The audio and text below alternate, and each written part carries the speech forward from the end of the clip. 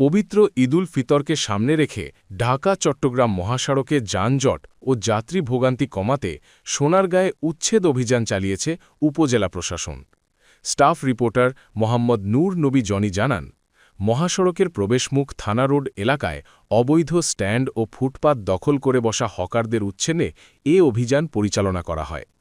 মঙ্গলবার দুপুরে মোগরাপাড়া এলাকায় সড়কে শৃঙ্খলা ফেরাতে সোনারগাঁ উপজেলা প্রশাসনের উদ্যোগে এ অভিযানের নেতৃত্ব দেন সোনারগাঁ থানার ভারপ্রাপ্ত কর্মকর্তা ওসি মহিবুল্লাহ। অভিযানে থানা পুলিশের সদস্যরা অংশ নেন। এ সময় মহাসড়কের পাশে গড়ে ওঠা অবৈধ পরিবহন স্ট্যান্ড এবং ফুটপাত দখল করে বসানো অস্থায়ী দোকানপাট উচ্ছেদ করা হয়। পাশাপাশি সড়কের পাশে রাখা বিভিন্ন যানবাহনও সরিয়ে দেওয়া হয়।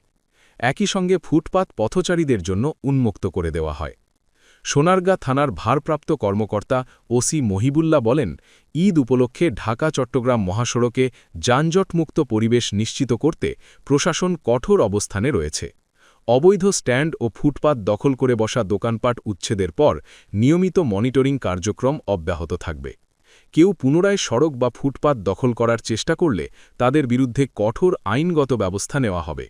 তিনি আরও জানান, ঈদ যাত্রা নির্বিঘ্ন করতে প্রশাসনের পাশাপাশি আইন শৃঙ্খলা বাহিনী সার্বিকভাবে কাজ করছে এবং ভবিষ্যতেও এই ধরনের অভিযান অব্যাহত থাকবে।